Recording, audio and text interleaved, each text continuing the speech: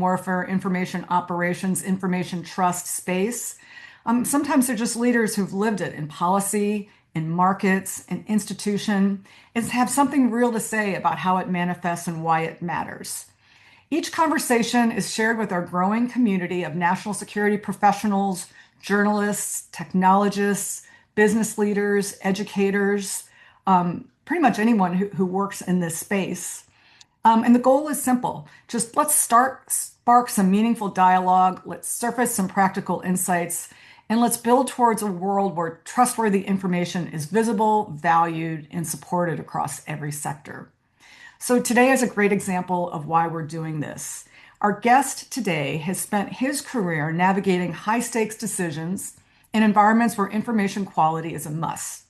Ambassador Demetrios Marantis served as the Acting U.S. trade representative under President Obama, one of the most information-intensive jobs in the federal government, where your read on counterparties, markets, and political conditions can determine whether negotiations succeed or collapse. Demetrios brought that discipline into the private sector with senior roles at Square, Visa, and JPMorgan, where he led global teams of over 400 folks overseeing the firm's philanthropic initiatives and government relations. He now runs his own global geopolitical advisory firm and serves as the president of the NFTC Foundation. The environment's changed, but Demetrios, I'm pretty sure that the need for quality information remains the same, whether you're inside or outside government. I want to welcome you and thank you for taking a chance on us. I want to note one thing that there'll be a little bit of surprise to Demetrios. It is your birthday this Thursday, so thank you for spending your birth week with us, and happy birthday in advance. Thank you. So with that, I want to throw out an icebreaker question, and it's not your first car or first concert. But if you had one word to describe today's information ecosystem, what would that word be? Probably morass. I like morass. I think that's a pretty fair description of what we're dealing with today. Ashley, we're going to have to capture all these words and maybe publish them somewhere, maybe in a word map of some kind. That's my geospatial background coming in. So, Demetrios, we're going to just keep this conversational. You and I are going to kibitz for like 20, 30 minutes. Again, I know, Keela, you pointed out that if you have some like earth-shattering questions, those out there, throw them in. I'll keep an eye on the chat, and then we're going to turn it over to all of you to ask some questions after about 20 or 30 minutes. Hopefully that'll work for you. So you have operated, Demetrios, in the highest levels of both government and major financial institutions. And you've shared with us in some meetings like I do not let Demetrios go. I'm constantly following up with him. So thank you for letting me be a pest. But in many of these discussions, you've shared that getting quality information was not so much a problem. I want to understand what made that possible. And can you talk to us a little bit about what good information discipline actually looks like in practice? Yeah, well, thank you, Ellen. Thanks, everyone. I'm really looking forward to today's conversation. And as Ellen, as you were saying, I was very lucky in the various jobs I was in. I worked for the government or large institutions where information quality is really at a premium. And we couldn't do any of the work that we did, whether it was negotiate a trade agreement, assess a risk coming from a particular direction, without really being confident in what information we were reviewing in order to make those decisions or enter into those negotiations. In the government in particular, it was just so incredibly critical because we were dealing with foreign counterparts, and we were dealing also with cultural barriers where we also had to have adequate information on how to navigate cultural nuances to be able to reach a deal. So whether it was from people on the ground in embassies, whether it was intelligence, whether it was firsthand knowledge, or even whether things were coming from U.S. or foreign press, the information quality was essential to our being able to be successful in what we were trying to do. And so again, what do you think? I mean, how are you assured that the information that you were getting was information that you could act upon? It's And I interesting. say I that only mean, because I'm an intel person, so I'd love to know sort of yeah, what, yeah. you know. I in the I'll talk about it in the government, which was different from the private sector. I mean, in the government, it was there were so many different sources of information, but they were all really checked, double checked, triple checked. I mean, one of our primary sources of information was intelligence. It was getting really sort of a real accurate read on what was happening on the ground. And I personally would rely on it every day. I would have an intelligence briefing, and it would really help me kind of think through some of the trickier questions about a particular negotiation. And that was unbelievably valuable. As valuable was also the political information that we were getting from what was what was possible for us to do in terms of a trade negotiation vis-a-vis the politics in the United States. What were Democrats on the Hill thinking? What were Republicans on the Hill thinking? What were governors thinking? Could we make this trade-off and be able to get that agreement through Congress without creating a problem for ourselves? So, I mean, so much of the information was coming in different directions, but but each piece of information fed a different piece of the jigsaw puzzle that we needed to have them all align in order to conclude a successful negotiation and ensure that that was politically acceptable for Congress to be able to consider favorably. Okay. You mentioned that when you moved from government to Square and Visa, that they were very different cultures. Did your relationship with information quality shift as you made that leap? So yes, I mean it really did, and it brings up, I think, the larger question about access to information and what kind of organizations have the best access to it. So I left the U.S. government, like, I never really had, I never really had worries that the information that we were getting wasn't as accurate as possible. When I left and moved to California and went to work for what was then a startup. It isn't anymore.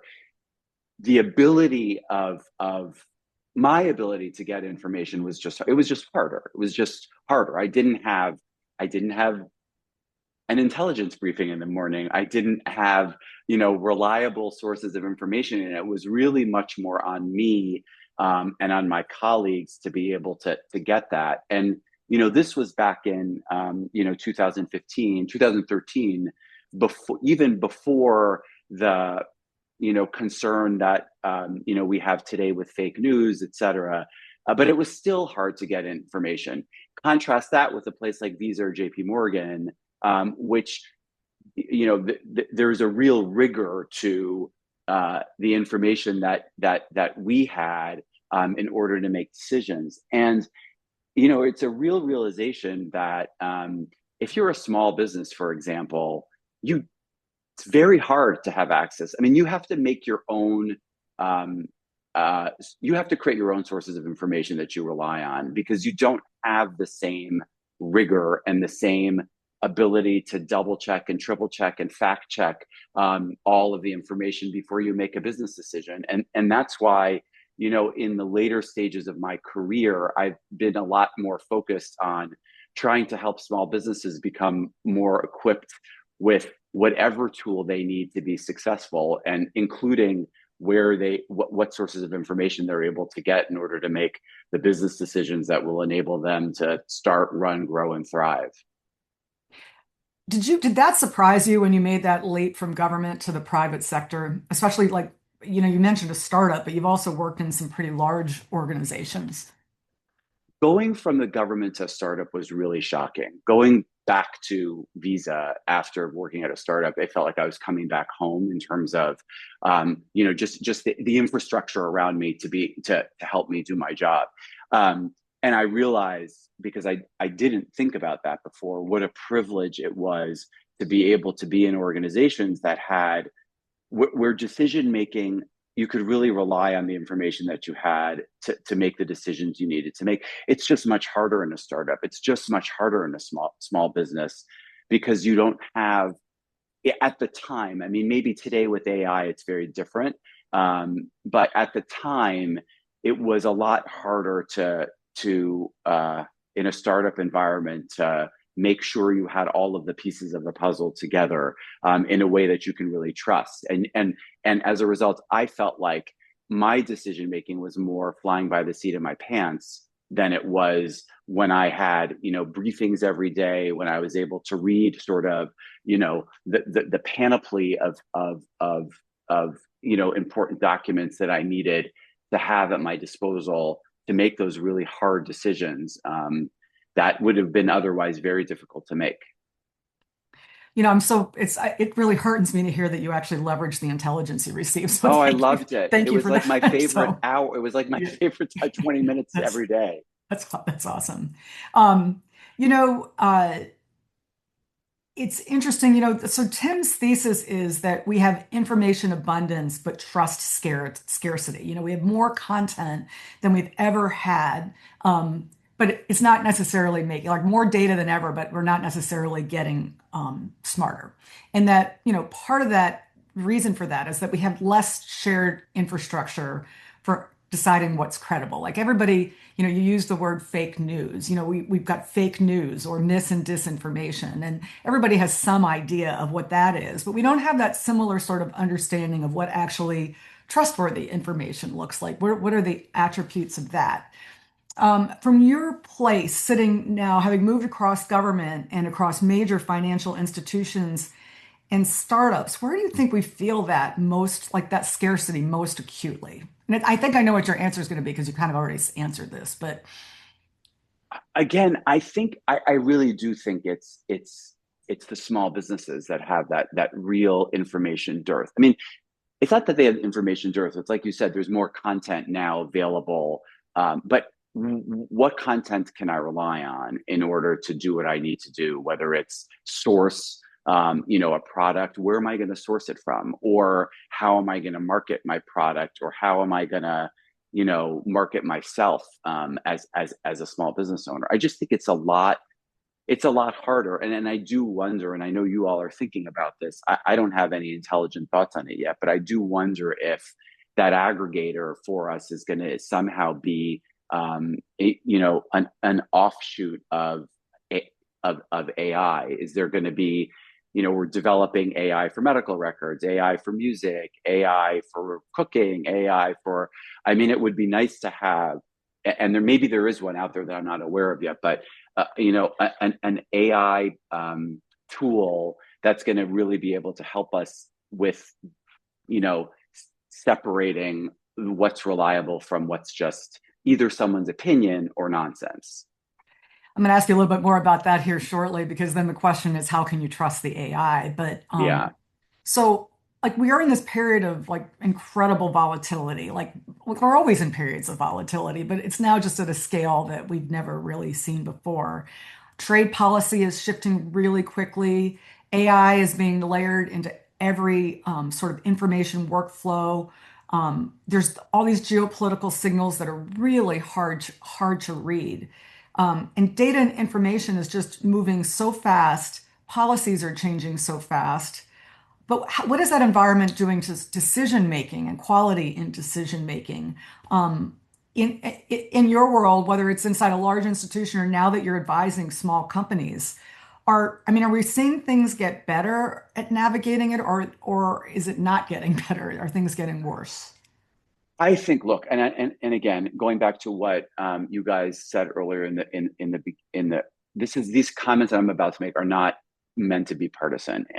I think the challenge with trade policy right now, and I think the challenge it poses to companies, whether you're a JPMorgan Chase or whether you're, sort of a mom and pop store, is there's a lot of volatility, and the volatility creates uncertainty. I think if there's a decision, even if it's a decision that I think is terrible, I can adjust to that. If we decide that we're going to impose 30% tariff rates on a particular country, I may think that's a bad policy choice, but I can make my own, I can adjust my behavior and the behavior of my company to having certainty that I'm going to have to pay a 30% tariff rate, from products coming from country X. It's the uncertainty where, tariff rates change by the week. And there's a tariff rate put on, it's taken off. There's a new one comes on, it's under one legal authority, it's under a different legal authority. Their Supreme Court cases, their lower court cases. It makes it impossible to plan for the future. And if you're a business, whether you're a big business or a small business, you have to know what the rules of the road are in order to know what you're doing tomorrow, let alone next year, and let alone in the next 5 years. And so what I'm noticing from the vantage point of my old government job, as a trade negotiator, our whole reason for being was to create certainty through agreements so businesses can make decisions and know what the future is going to look like.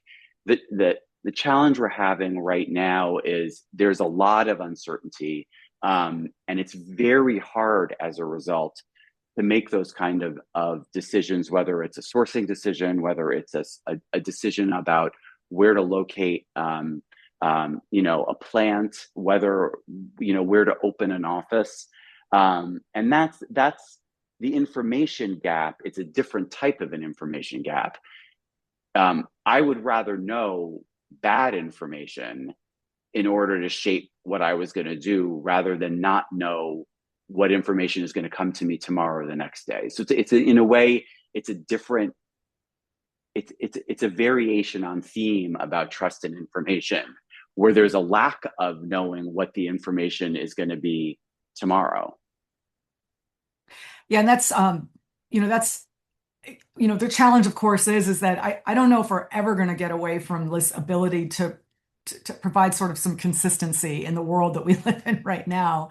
But the quality of the information just adds another layer of complexity. If you can't trust or believe in the information that you're facing, I have to believe that that's just a bigger challenge. You mentioned But the good AI. thing, though, Ellen, though, I'm so negative all the time when I talk about like geopolitics and everything, because we really are in a world of uncertainty. But and this is an area where information is going to really be a critical point, is because the world as we've all known it and all grew up in is changing before our eyes. The global institutions that we've known, that we grew up in, are really, they're just falling apart. And yes, that's very destabilizing. Yes, that creates uncertainty, but it also creates an opportunity for what's coming next. And in my old world of trade, a lot of the institutions, whether it's the World Trade Organization or even the World Bank and the IMF, it's like these Bretton Woods institutions that governed our whole adult life and all of our professional lives.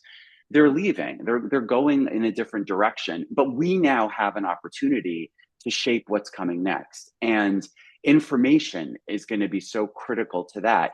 Information about like what worked with the old institutions, what didn't work, what gaps do we need to fill. And I think it's a very, as distressing and as destabilizing as what we're living through now feels, it also is a really exciting opportunity to use what we've learned, and create what's going to guide us through the next 50 years. I mean, it's a whole new chapter. So I agree. It's kind of exciting. So I'm with you on that. You mentioned, I want to get to AI, and I'm not going to ask you to dive into, like, I'm not sure there really are AI experts right now, but to the extent that you're seeing it be adopted in side financial organizations or even the companies you're working with, I mean, what's your honest assessment? Like, not that you're going to be dishonest, so forget the honest word. What is your assessment of whether it's improving, or actually degrading the quality of what decision makers receive? I can talk about it more from sort of like a personal I think it's improving my decision making because I can ask Claude something that I know absolutely nothing about and at least have guidance on where to go. I'm not going to rely on what Claude tells me, like whether it's for a travel recommendation or whether I'm trying to analyze a problem that a client is facing. Um, I, I I don't feel as lost when I start. And I think the challenge is like, so, okay, then what do you do with the information that you get, from whatever AI program you're using, and how do you then go about using it? I see it in with my clients, and it's simplifying the way they start their day. You look at your calendar and you have 10 things on your calendar, and you ask, your AI program to create a meeting memo for you to help you prepare for whatever meeting. I think all of that is great and valuable, but it needs it needs that filter to make sure that whatever you're getting from it, you can actually trust. And it's like what you were saying before. It's how do you trust the AI program? And that, goes into a conversation, Ellen, that we've had before about like upstream and downstream information and you know, how can you write code for an AI tool that everybody knows is trustworthy? I Right. don't know. I mean, I'm not smart enough to figure out how to do that, but it would be really great if that were available to us. This is a great segue too. And Jim, Jim Brown, I'm going to get to your question after this one. So thank you for typing that in. Large organizations like the government, they have the infrastructure, so they have compliance functions and intelligence units and risk committees and vendor relationships. I mean, what does that apparatus actually buy them that some of the smaller companies that you're talking about can't access? Trust. I do think it's trust. I do think, I mean, when I was in larger companies like Visa and JPMorgan, like I knew whether it was a consultant, whether it was a person, whether it was an information source, I knew where to go. And if I didn't know where to go, I could ask someone to help guide me in the direction. I mean, larger organizations just have that network, that reach, that the ability that most of us don't have on our own. And certainly small business owners and medium-sized business owners don't really have that either. And so that, I mean, again, it's like the next frontier, but how do you make it trustworthy? This is great. Again, Jim, your question is perfectly timed now, so I'm going to throw this in.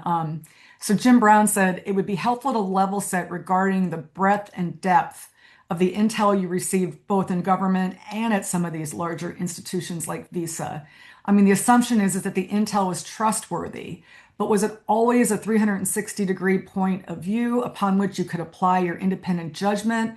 Or was there confirmation bias or a filter you had to either embrace or overcome? I think that's the perfect question. I think that's a perfect question too. And I think it's like, so you get your intel briefing, but you also have people in embassies, for example, on the ground. So let's say we're negotiating an agreement with, South Korea, and you have your intel, but you also have the person that you're working with in the embassy. You also have local press. You also have um, experts in the private sector who are having a challenge on a particular issue in that particular market. So there are all of these inputs, and it's kind of like when I go on a trip, I like to have like a recommendation that validates another recommendation that validates another recommendation that I know I'm going to that restaurant. If I have like three or four different pieces of information saying it was in a way the same thing in government, it's like you sort of build trust based on the fact that they're overlapping they're overlapping validators that are kind of telling you the same thing. And if they're not telling you the same thing, you need to figure out how to pressure test to find out which one is which.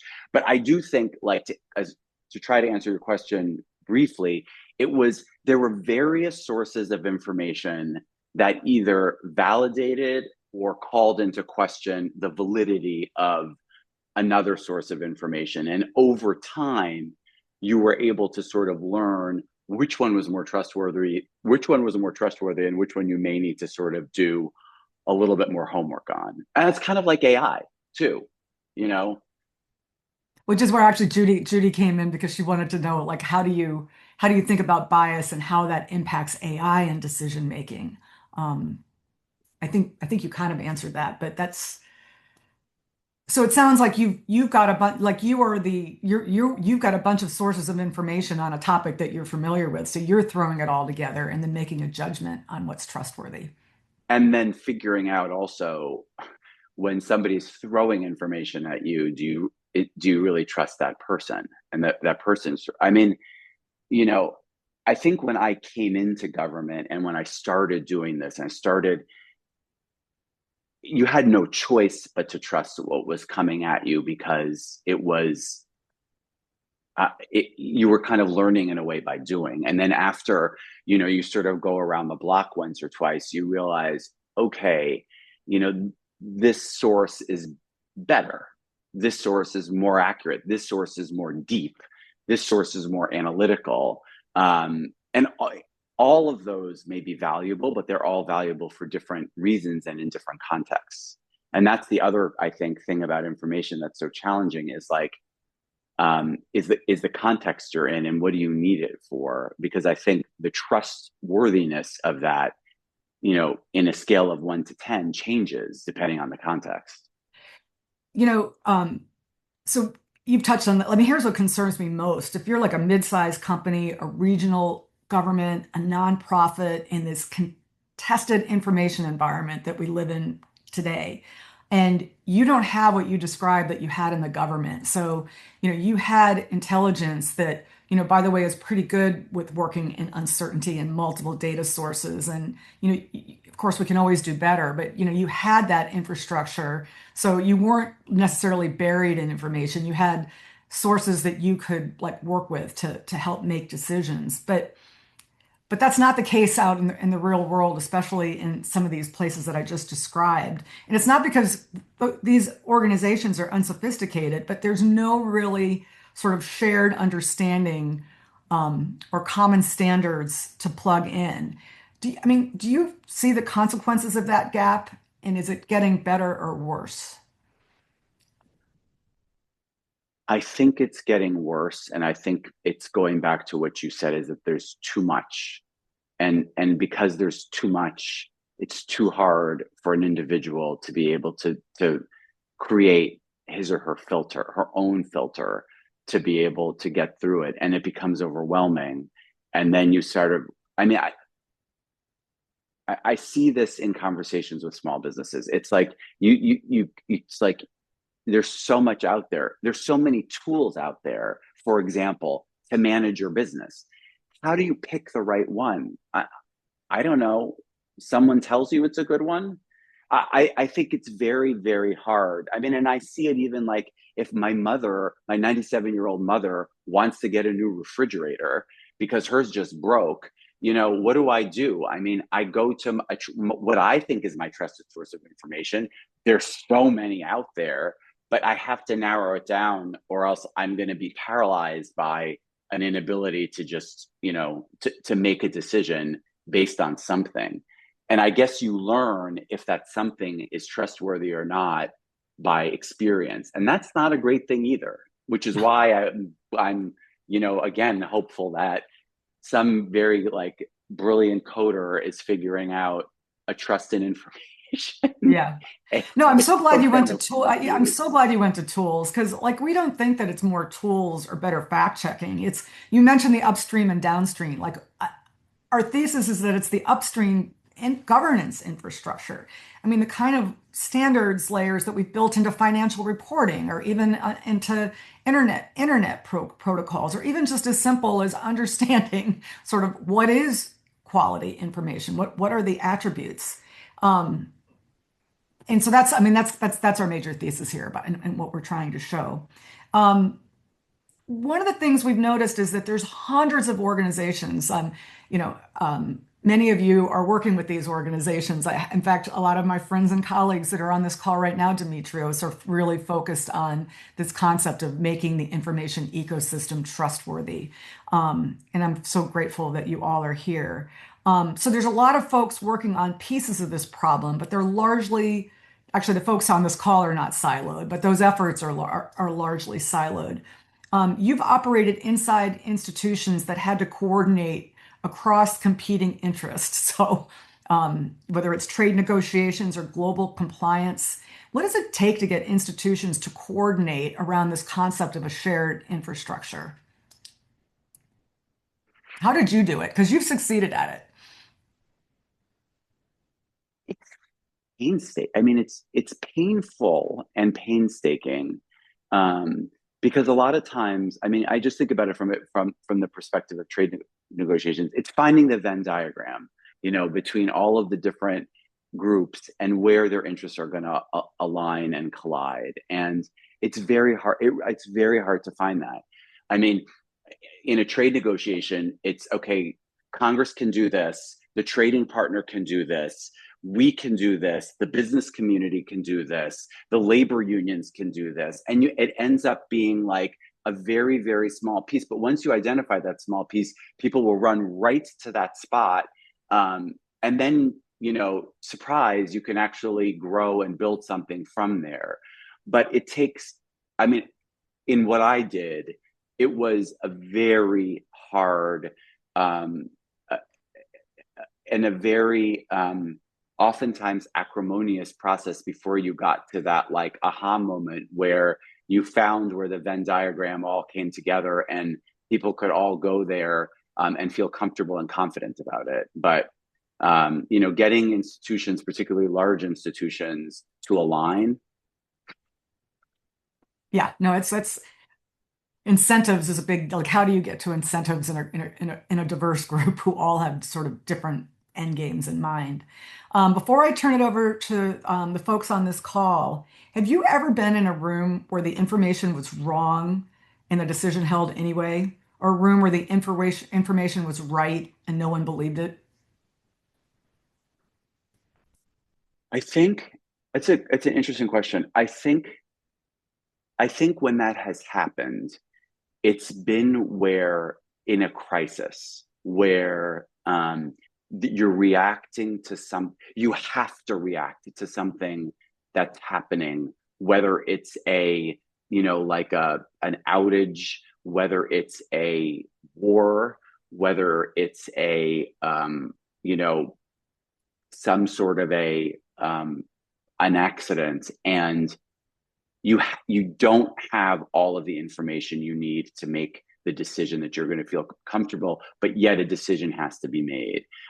To me, that's when I've experienced that, and I mean, and all of us have experienced that in different ways, shapes, and forms. It's not fun because you know that as soon as you make that decision, a piece of information is going to come in that would have probably changed how you would have come down on that. But you just you don't have time because you're in a crisis. So I sort of feel like it's less wrong information, but more, actually it could be wrong information if it's the information you have at the time and the best information that's available that then turns out to be wrong, a day later. I find that I find that the most harrowing type of decision making is when you really aren't sure. You have to make it. It has to happen quickly, and you may be totally wrong. And that's the world we live in right now, Yeah. where the ability to validate data and information is not operating at the speed of decisions. So that's the big that's an issue that we're trying to grapple with. So this is where I'm going to turn it over to our cooperative here. Um, and if you have something that you'd like to ask Demetrios, please drop it in the chat. We've already got a couple questions here. Demetrios, I've got 1,000 more questions. We could go for another hour, but I do want to stop at this point. And I'm going to start with Patrick McGarry, who asked, going back to something you touched upon with respect to AI, I'd love to look at how trade negotiations and AI deployment share a common problem. The signals you need to make a confident decision often arrive, we just talked about this, after the decision window closes. How do you develop judgment on the human side when you have good enough? This is a perfect follow-on question, to act versus when waiting was the responsible choice. I'm hoping that as tools and processes evolve, Learnings like yours can help inform how systems can enhance and accelerate decisions going forward while still keeping that inevitable human element. Perfect question now. It is a really good question, and I don't know how to answer that other than by saying, for me at least, in my experience, it's been like I've been like coded as an AI model, like in the sense of I developed an ability or lack thereof based on experience, based on like having to make decisions in a crisis, on several occasions, and maybe not doing it so well the first and second time, but sort of developing my own kind of emotional and mental framework to be able to do it going forward. But like, I mean, I wish I had had some kind of a tool or some kind of another human filter, to help me when I had to do it for the first few times, because I don't think my internal AI program was calibrated properly enough to be able to make a good decision with the information I had at that time. I mean, that's a sign of expertise. When when now your gut is as valuable as the quality of the information you receive. Yeah, I think that is the human element. very much. Matt Abrams asked, can you touch on incentive optimization in relation to your sources, briefings, and incentive value temporally? It's context plus. I'll explain further there as well, Ellen, and Okay. that is that we may have great information, and let's take it whether it's in the government environment or in the corporate environment, where our incentives and perhaps the temporal short-term incentives for, oh, we need this sale, this deal, this negotiation, so on and so forth, that has perhaps positive short-term impacts but negative, long-term impacts or unintended consequences based upon how we approach things. And everyone goes through information personally. Hey, I want to see this on TikTok or Instagram to make me feel better, or listen to this music, or read this person. Like, the incentives drive everything. And so that's the context I'm adding here is like, walk through how you're thinking about what should we be doing in the information environment when our incentives, whether in a government negotiation or I want the board is hammering, how do we get the stock price higher? Right. Um, and that drives and may deviate from people's moral principles as well. So walk through that aspect and where you see it fitting, and how we can play. I think that's an excellent question. And I think it's very, very, very hard. I mean, you think about it, for example, in the context of corporate earnings, I mean, are, is there a rush towards like quarterly reports and making decisions because the stock price is going to be good?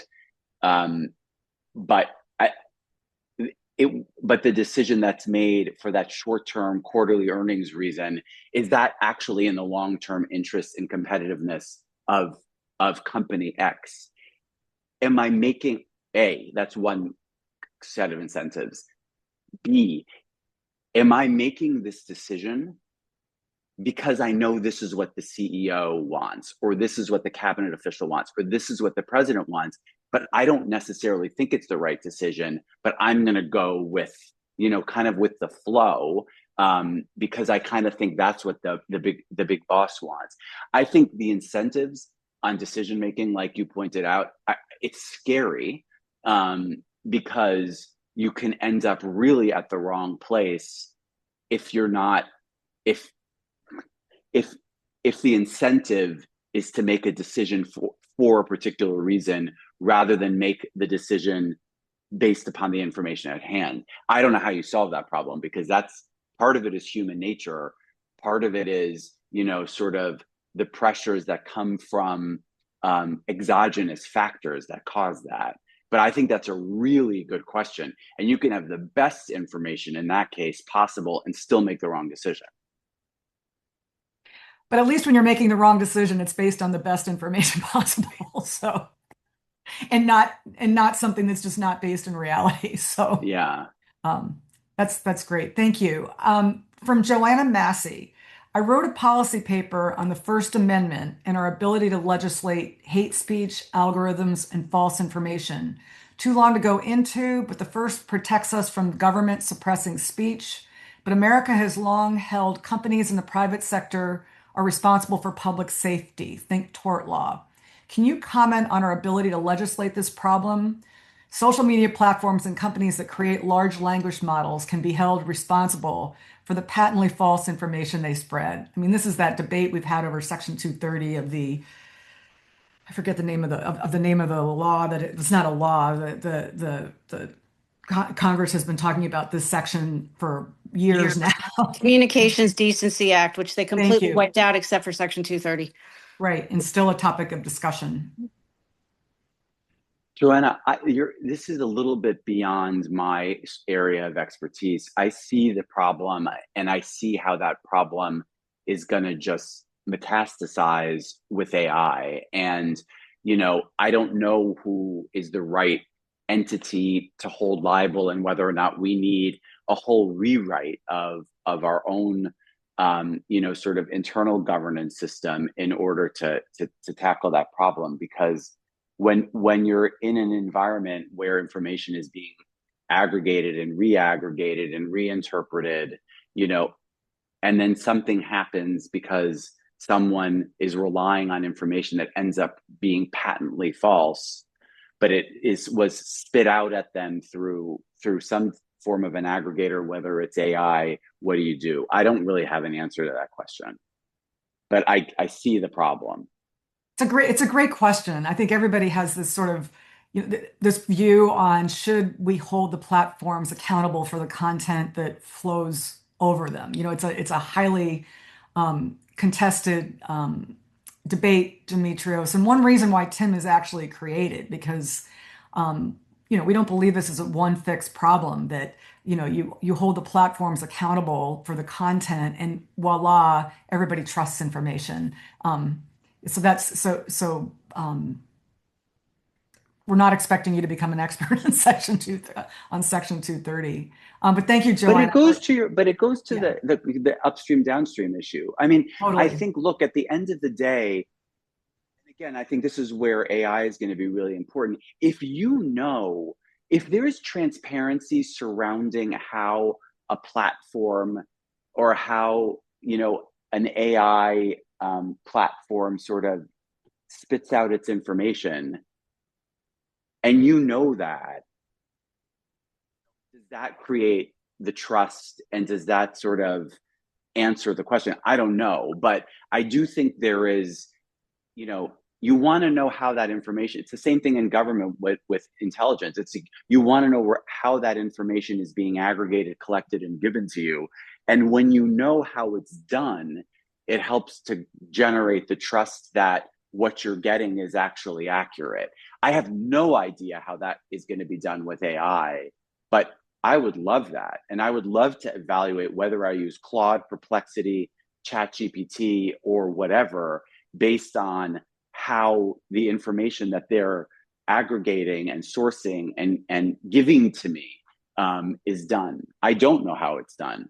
Well, you're talking our language. That's our thesis, which is if you understand that, then you can use it to make decisions, or you cannot use it to make decisions. But at least you have that sort of understanding under your belt, because we saw that fact checking and content moderating weren't necessarily yielding more trust in institutions, and so it gets to that downstream upstream, sort of issue, and it's not a single issue. So I think.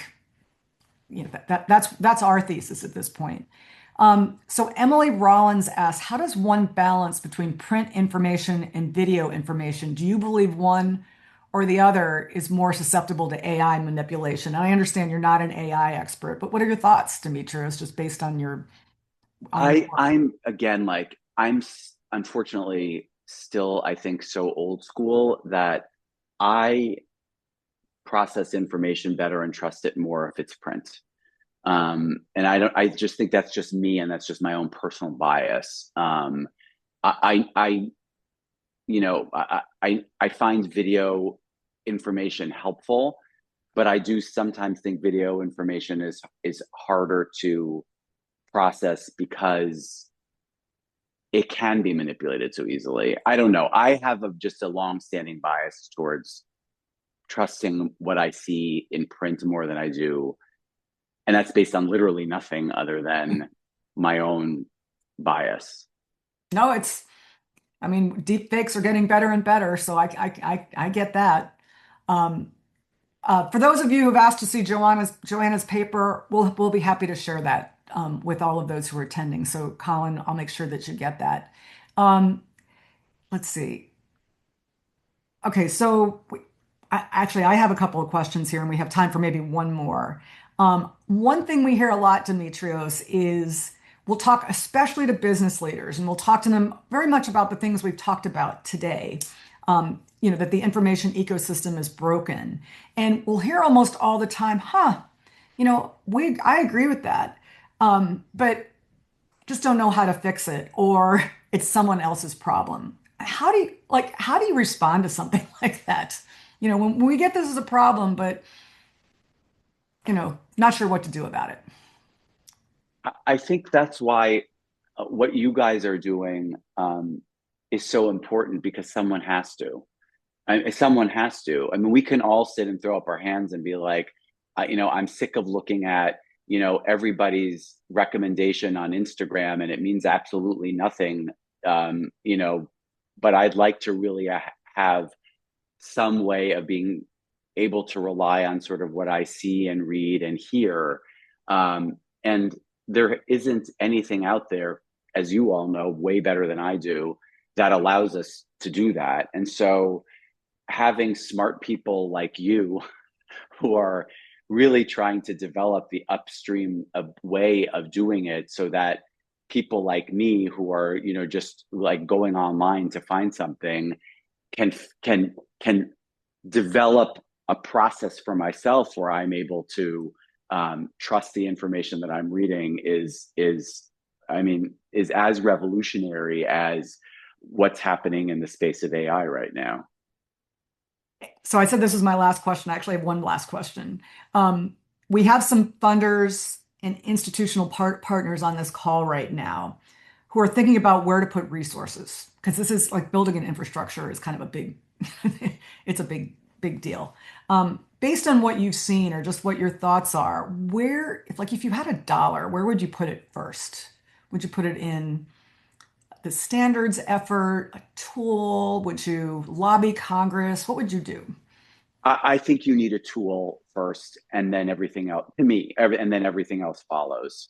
Then you lobby Congress with your tool. Then you develop standards based on your tool, or you propagate the standards that you've used based on your tool and based on the success. I think there has to be something that shows that this can be done, and this is how to do it. And then I think the rest follows from that. So I guess I would put it into development of something. Okay, thank you for that. I think I'm looking for, I said my last question, but I know we have one last question from the audience, and I said I would do this, and then we'll close. Dan Coughing said, what about normalizing competitive reasoning? We already use it in peer review, legal red teaming. It's a known badge of credibility. Do you see that as an option? I don't know. What's competitive? Say that again. I'm not sure I know what that Competitive is. reasoning. Dan, do you want to give a 30-second definition of competitive reasoning?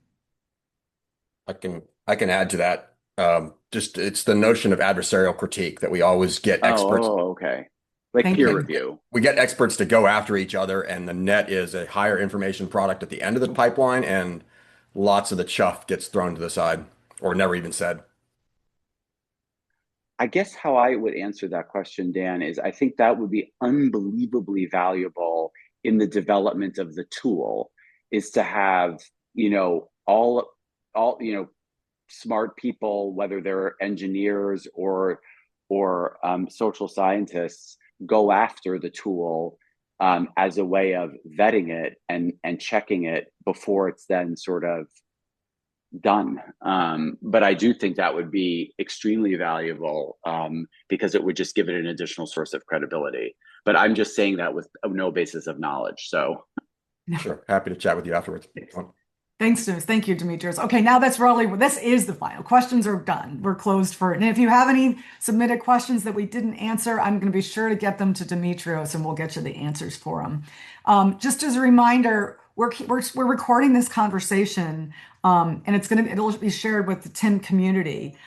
So I hope if it's resonated with you, you'll stay connected and you'll share it with others who are also interested in this topic. Demetrios, thank you so much for taking a chance on us. This was awesome. I mean, I loved getting a perspective from a community, a sector that I've not dealt with very much at all, but it really helped us in sort of figuring out next steps. And for all of you who have attended, thank you for taking the time to do this. We're going to host our next Trust Dialogue. Ashley, it's in June with JD Maddox and Corey Simpson. Ashley, do you have the date? I don't have the date off the top of my head, but I don't believe we have a final date yet, but okay. that will be, Keely might it'll be in June. It'll be in late June. It will just be with JD Maddox. Oh, just with JD. Okay. We'll just be with JD Maddox. Yes. And yes, stay tuned. We will have it. We will be sending out information on that shortly. So please stay tuned. Okay. Thank you, everyone, and have a wonderful Thanks for having me. Yep. Thank you. Bye. Bye-bye.